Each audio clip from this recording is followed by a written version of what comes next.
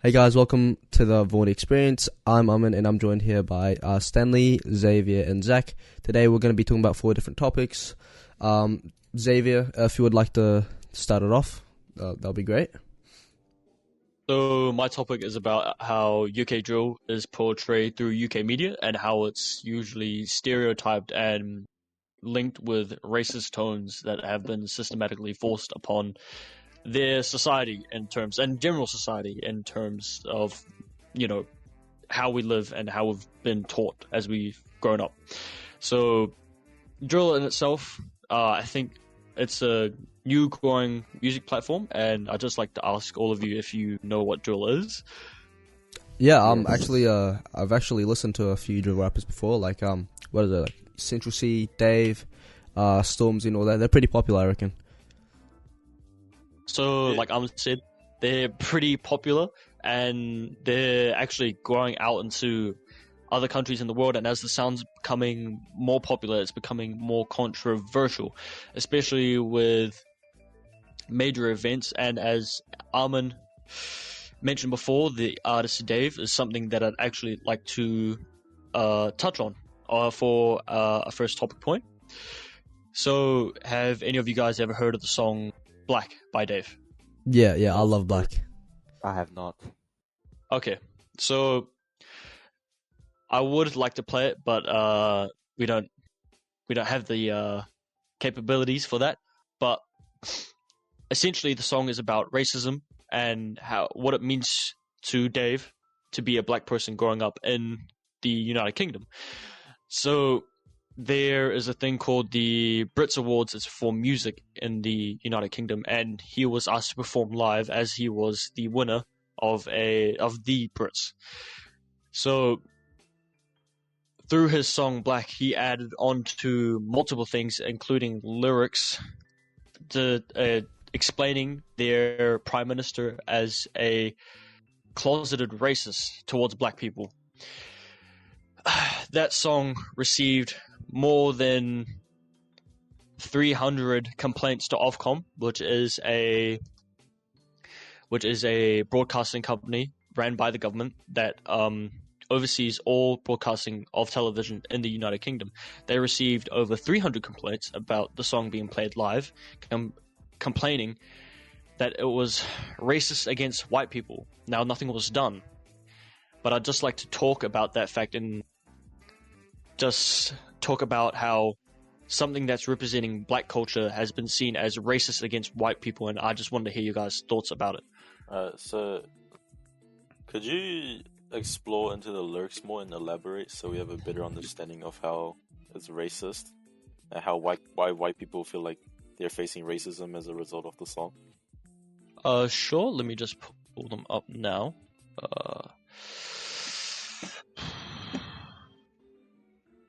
So one of the first starting lines is, black is plain, black is joy, black is evident. It's working twice as hard as the people you know you're better than. A lot of people had a lot of problems with this first starting lyric, as it was described as antagonizing towards people presumed to be white, as there's a lot of conflict between the two, even though nothing has been mentioned about it. That's just a start as to what the song is about, but there are many more lyrics that have been noted to Ofcom for them being racist. So the others probably aren't aware because they don't listen to Dave. Would you say that Dave actually has reoccurring lyrics, like mentioning about these sort of like stereotypes and just controversies in general? Almost definitely. Black is an example of black culture in itself, but Dave as an artist, like a standalone artist, is extremely passionate about the message he puts out to his fans and to his listeners. But he gets there's a lot of controversy around it as to, oh, maybe it's racist, or I don't like it because it's not, what the typical sound is, and he's portraying his life through music, yet he's gotten so many complaints about it that I don't see why it would make sense, as they are stereotyping him and putting him under the noose of racism. I have a question on that point, Xavier. How is Dave using his songs as a way to fight back against all the oppression and racism that black people face in the UK? I think it's the way he uses his music is as a way to spread to others that they are not alone in what they stand for. It's a representation of what he is and what others are and how they feel. So Black isn't a song about just oppression and how they've been scrutinized for what they are and their skin color. It's about appreciating their culture and being grateful that they are the way they are and that he wouldn't change it any other way. And I think it's really, really amazing what he's done. And I think that the UK media has no idea what they're doing, putting him under fire and under pressure for thinking that he's racist against white people, or thinking that he's some type of monster that goes out and kills people because he's recounting what he had to live through when he went through poverty from a broken system. So I just think that he's using his music and a new platform to reach out to others and tell them that he's experiencing what they've experienced through a broken system in the UK. So while the influence of Dave in the UK is very noticeable and like great, do you think his songs have a greater influence like overseas in like countries such as America, while where a different style of rap reigns supreme? I wouldn't necessarily say that it has as such a big impact as it does in the UK, because that's where Dave's from and that's where he represents with his lyrics, because they bleed the pain that he's received from that country. But there's definitely an impact that he's left on like America, as you said, one of the countries that has received and been under fire for racism. Which brings me to another point, how you said different styles of rap and how groups have fought back against racism in America, like NWA, for example, which I know you could go off of for your topic. Yeah, so Dave's sort of like topic leads into the discussion of just black culture in general. And so, with the NWA, with the group, we can actually relate that to black culture as well, as they became a foundational pillar for the black community and the music industry in general, giving birth or just introducing a new style of genre of music, that being hip-hop and rap. But they were actually a group of artists that, the same as Dave, faced a lot of oppression in where they lived, and they often demonstrated that in their music and music videos. While their image was hardcore, that sort of influenced their songs to be hardcore as well, as they often perceived the government and the police as corrupted and all that. And through their songs, they actually became one of the most talked about groups of individuals in America, being showcased in news interviews and the media frequently. But many of the attention they actually got, however, was negative, until the truth of the lyrics actually aligned with the events in real life. Such as the Rodney King incident, which was which was around the time they actually became at the top of the billboards. The effect it had on the police force and the government was actually an increase in violence and just police violence and brutality in general, where multiple police officers would actually gather around a singular black male and beat upon him almost to death. And it got featured on the news, and it actually spread countrywide, popularizing this specific video, and also worldwide. And that became like sort of the wake up call for society to sort of appreciate that the black community more. And there's a lot of controversy surrounding NWA's music and its explicit content. So, how do you think their music has affected the people of our generation? Our generation? Well, first things first, like, I feel like our generation hasn't been exposed to the old style of rap at NWA, nearly as much as the older generations, and therefore the impact of the impact and influence it would have on us would be very different.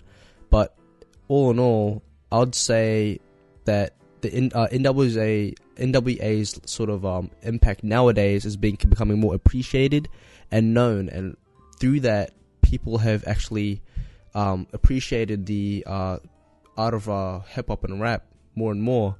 But while that may be the case, there still is the change in the evolution timeline of hip hop and rap. As you can see, rappers like Lil Baby and the Baby as well, or both babies, sort of having their songs entailed to like materialistic items and all that, not necessarily that heartfelt, touching story experiences and emotional trauma that NWA sort of communicated through the songs.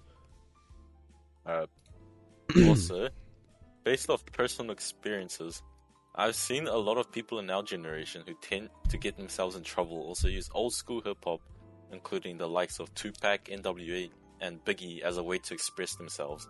Why do you think they do that? I feel like maybe like it could be sort of some sort of like I want to fit in sort of kind of thing, or that their environment and like the adults around them often listen to those songs a lot, and they connected deeply with them and just relate to them better. So do you think that it could also be because of the influences of the lyrics, or how it's described as gangster rap? Well, all art is pretty subjective, so it really takes an open mind to discover like the merits of something that either people appreciate or don't appreciate. And oftentimes gangster rap relates to a lot of people's experiences compared to modern day rap, where it's more sort of like materialistic talking about like drugs, money, etc.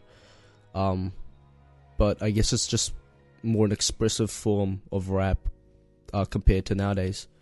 But yeah, it could definitely be because of lyrics. Well, in my opinion, I think that majority of like, if you think about hood rap culture, or if at least in my opinion, I think that majority of them listen to it for the lyrics and what it portrays them as. That if you listen to this type of music, that you also you are stereotyped and you are put into this category of, okay, he listens to violent music, so he's a violent and tough person, he's a hard person. That's why I think majority of them listen to it, because they want to exude like the attitude and the violence or aggression or the power that is portrayed through these songs, and they want to take it for themselves and apply it to themselves as if they are using it as their own. Yeah, let me touch on that. Yeah, as I mentioned before, like gangster rap or like ghetto rap is more of an expressive form of rap, and because of that, like that sort of passionate attitude that's like ingrained in those like lyrics, definitely have made a great impact on like hood rap culture, and is probably the main driving reason on why they do listen to the kind of music, to, as you said before, to like get that impression and to get that attitude and put on like some act for that culture. But yeah, Zach, do you have anything to contribute? Personally, I believe that you're talking about young hood rats, right? Yeah. Just hood rats in general. Yeah. Younger people are hood rats. Yeah. In our generation. I just feel like it's something that's different.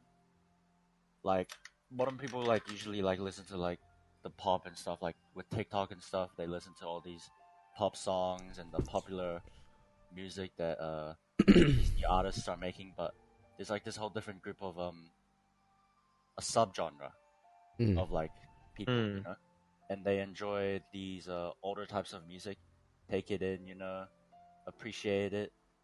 They just have their little own group, you know. Personally, I don't really listen to rap, so you can't really talk much about it. But do Do you That's think fair enough. that? Do you think that their reasoning behind listening to older music lies behind the feeling of wanting to stand out and be different? Yes, and like that little subgenre is like increasing in popularity, so some people will want to like fit in to those little subgenres, Mm. and they do so by listening to those music, even if they like Mm. completely don't fit in that category. The evolution of hip hop is actually very culturally and historically valued. However, like not many people look at it like that. It's transition between the differentiating societies, like black and white, African American, made it go through its deepest pothole yet as they face daily racist misconduct, discrimination, and oppression. But I feel like that sort of changed environment was sort of needed as it bloomed hip-hop into this sort of beacon of hope and influence that inspired countless oppressed African Americans countrywide as they utilized their voice and this platform they got provided with to fight for the freedom, expressing their lives and environment. But yeah, let's move on to Stanley's topic, eh? So, relating with oppression, black people, they've utilized hip hop as a way to fight back racism.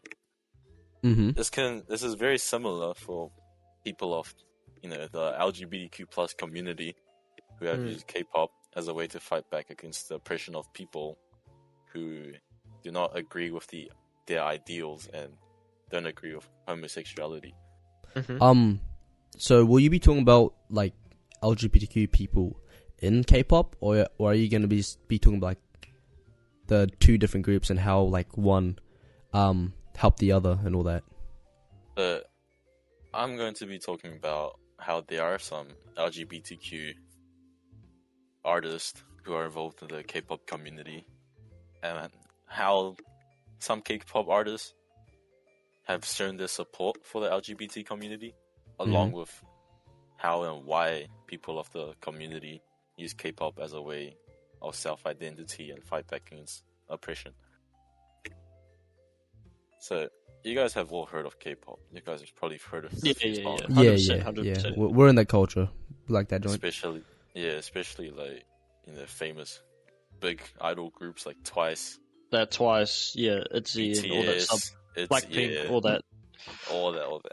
So BTS has been very well known as people that support LGBT, which is shown with like speeches they've done at award shows, at presentations, at some events.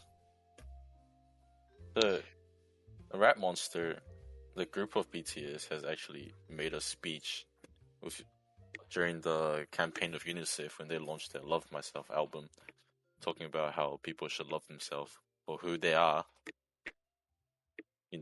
stuff like that.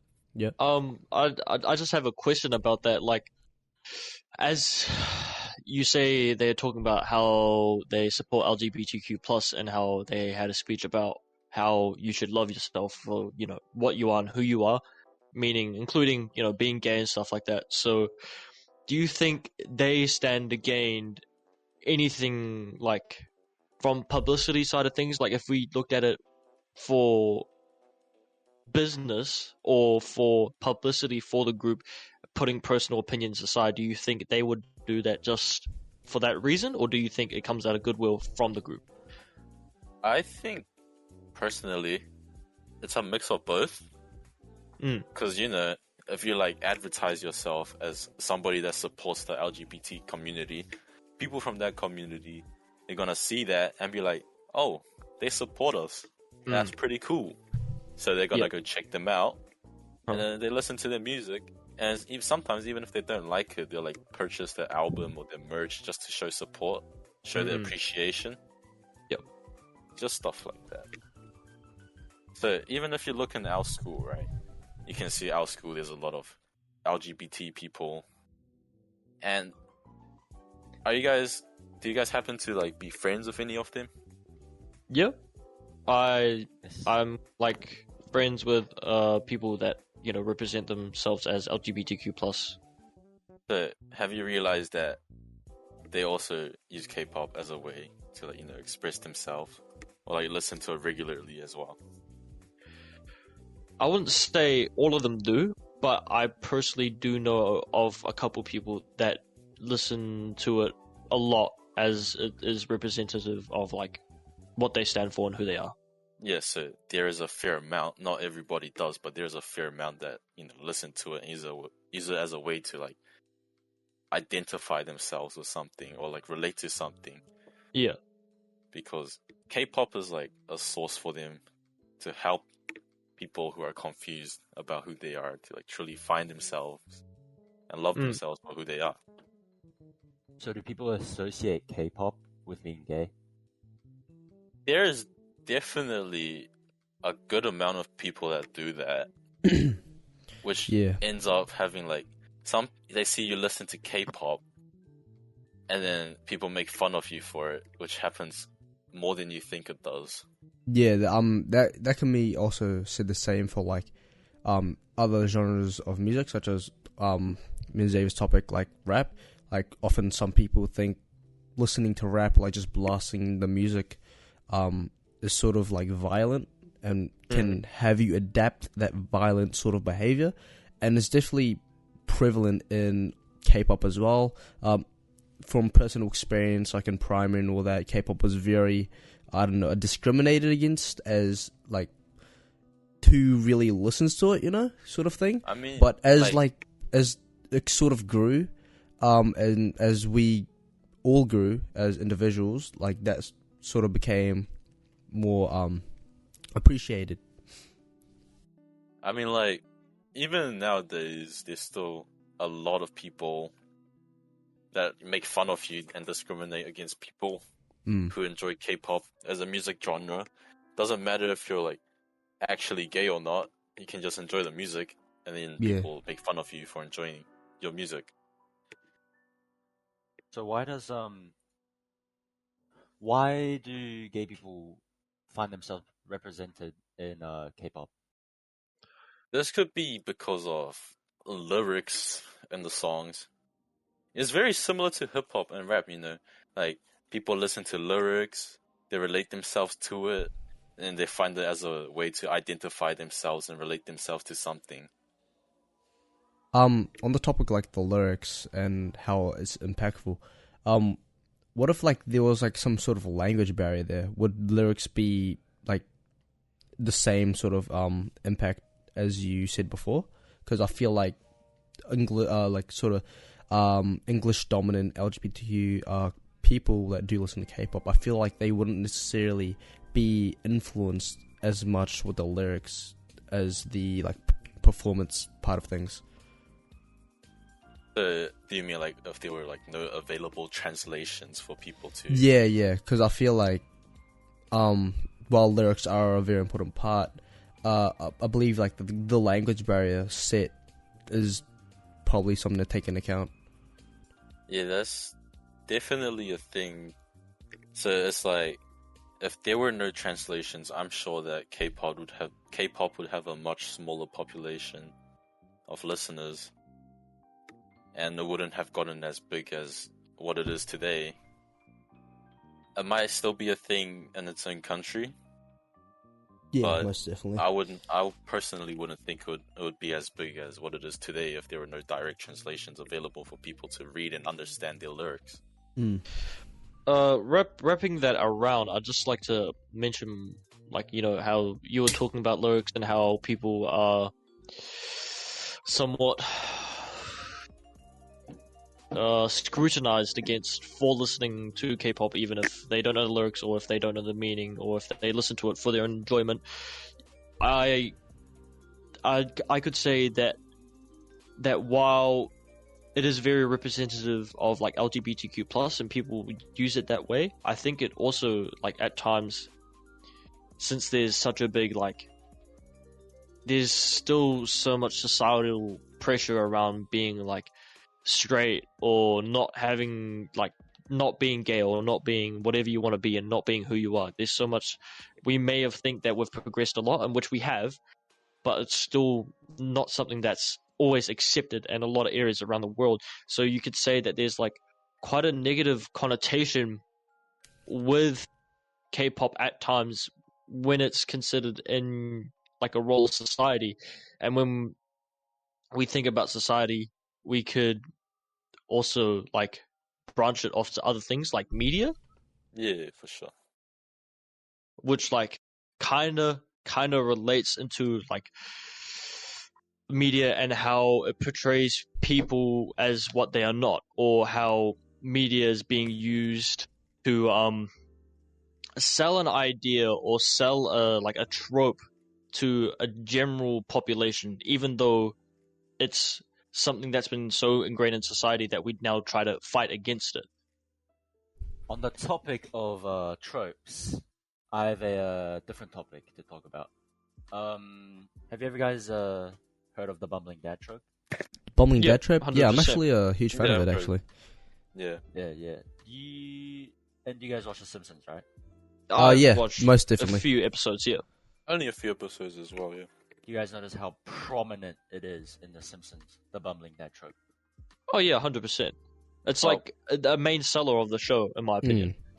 Yeah. Personally, I It's haven't really definitely. noticed it because I've watched like 2 episodes, so I can't say much. Yeah, But that's for personally, for like probably me and Xavier, like and you, if you watched a lot of it, Homer being the sort of like focus of attention in most of the episodes, sort of like has that impression that he's kind of stupid and can't really hold any responsibilities as a father and just an individual in itself, which is prominent throughout the whole show. There's like no inconsistencies whatsoever. Yeah. The thing is, like, this is a rising issue, and it's like not really talked about. It's like hidden behind a shadow of like all the other major issues and stuff. Like back in the like 1980s and stuff, there was like rarely any stupid dads on TV. But like now in like the 2000s and 2010, you can see like the Just like how you've mentioned that before, like the early 2000s or 2000s in general, we didn't really see like bumbling dad tropes. Why do you think that over time that we've slowly introduced this idea of like a typical dad character who isn't all that smart and just goes around and does dumb things like without being able to hold accountability or responsibility for his children and family? Okay, so it's a known fact. I did some research by myself that women are more likely to spend more time on television, so are children. And the fact that there's that dad doing stupid things appeals to like these audiences more. Mm. 'Cause I That's don't think they understandable. want to see like a mum or something doing stupid stuff. It also conflicts with like the feminism movement and stuff, how like women and stuff like that.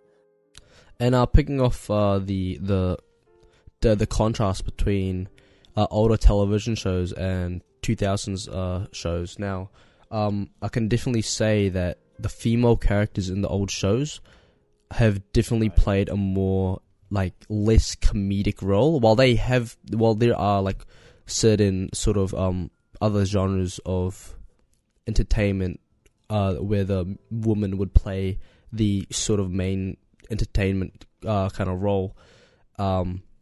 In many sitcoms, which were very popular back then, a lot of females would play the role of the housewife or the busybody in the family, as you would often see husbands coming home saying, "I'm home, honey," or something like that, and the woman would be there preparing everything, and often their role would be entailed to the kitchen at most times, while it may be sexist or stereotypical. Yeah. That's usually what they were perceived against. But yeah, going off of that, if we take a look further, something near the 2000s, not exactly at the 2000s, something in the 1990s. Do you guys know of That 70s Show? If you've heard of that, I don't know if you guys I've heard of it, but I haven't watched it. Okay, No, so it was a very like popular like comedy TV show that was aired for a long time. It had a lot of seasons, and kind of, since it was during the 90s, there was a lot of like stoner culture and a lot of influence around that. But the character that came to mind when you mentioned like them always being the busybody of the house, or like always having to make plans or organize things, it really reminded me of Kitty Foreman, which in that show is seeing as a comedy, and it is a bit further down the line near the 2000s as it's in the 90s. She isn't portrayed as much as a still character and a 2D character as it was in the 1970s, for example. But looking at Kitty Foreman as a character alone, you can see that she's always spending time in the kitchen, or she's always having to take care of her kids, or having to catch up with people, or make plans, and she's always cooking dinner. But her character's always stressed out, and she's always under load, and so she smokes, but she's always a busybody. You're right. So it gives us this idea that the mother is responsible, and she's stressed out from all the things that have come down to her. It's her job to run the house because the husband is going out to work, and he comes home and he's an asshole. And that should be. Wait, that'll be loud, right? Fine. Yeah, okay. So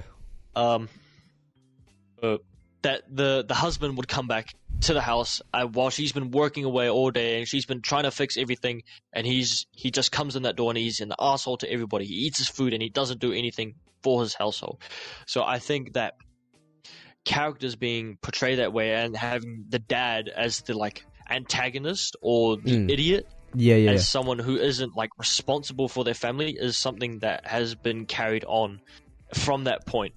Yeah, definitely. For like the change between the 1900s to the 2000s, a change in decades, that sort of switch between the antagonistical dad is now like being turned into a more comedic form of entertainment, being the bumbling dad trope, which you're talking about now. And yeah, that's just really prevalent in the 2000s cartoon shows, such as, Family Guy, Simpsons, as you said, etc. But yeah, I think it's just more of a switch in appropriation within the industry, as it'd be more catered towards a wider audience that way. Yeah, one of the major issues that comes with this like stereotypical portrayal of fathers is that many children out there, like in the US at least, there's like 23% of children grow up without fathers, 35% never see their fathers, and like the present fathers, they don't really spend much time with their kids. They're out like working and stuff, even though times have changed and like there's steadily rising amount of single fathers, Many young boys don't have like a role model to look up to, young men as well. And like when they turn to society, they're left with like the TV portrayals of dumb, idiotic dads fumbling everything, being lazy, not taking care of their kids. And like there's a possibility that they're gonna take inspiration from that, and in the future they might like grow up and not know what to do and end up just like that. What do you guys think? I think while many people would see it as an underlying issue and something to brush over, I think it's definitely plausible that, as you grow up with these shows, that you would most definitely take after them, because seeing that kind of branding or that kind of like shaping of young minds is definitely prevalent in anywhere you would go to. Like outside of context of media, we can just look at advertising in general. How when you grow up in New Zealand, if you're a boy, you think that you'd grow up to be a rugby player. And if we look at that in context of like media and how we've been shown that dads are always unresponsible and how they get to goof around and be idiots, it's definitely something that I would personally be scared of if my kids were kept on being fed the information that when you get older and when you have your own family, it's fine for you to do these things. It's definitely something that I think personally could happen. Even so, like, despite all the like negative portrayals of fathers on television and stuff, there's still like slowly, but yeah, there is a change. Slowly, there's more and more like media out there that's showing fathers as who they are supposed to be, like taking care of their kids, having fun, but like not having fun in a lazy way, you know, having fun with their children, No, like interacting with their just children. like a half-assed like throw a ball and you catching it sort of gimmick, which is prevalent in a lot of older TV shows. No, so since I haven't watched The Simpsons that much, and I have no idea what like The Simpsons is all about, and I don't really have an idea of what a bumbling dad is like. Could you just describe like what actions that Homer did to become known as a bumbling dad? Homer Simpson does a lot of stupid things, but yeah, so there's a lot of other cartoon dads, such as in The Amazing World of Gumball, Richard Watterson. Love the man, but he is pretty stupid. Yeah. So like The Simpsons, Homer. So in every episode, the plot usually plays like the two children get an issue that they need to solve. They go to Homer, trying to fix the problem, but Homer just makes it worse. And who fixes it? The mom. Who's the mom? The mom. It was Marge. Yeah. Yeah. And one example of this is wrecking the family car. Homer wrecking the family car at a monster truck. Yeah, I remember plunges that, yeah. on a skateboard into Springfield my Gorge. God. It does have like a comedic effect, you know, entertaining, but it's just not fair for dads and stuff. And there's like underlying issues with like how women are represented in the shows and stuff. 100%. And I think that is all we have to say on our podcast. Armin, would you like to wrap us up? Yeah, sure. Yeah, thanks Ross and Regan for tuning in onto the vaundy experience. Hope you've enjoyed the comedic value and everything we've said in this podcast, but other than that, I think it is good to say that let's go, baby. see you in the next experience.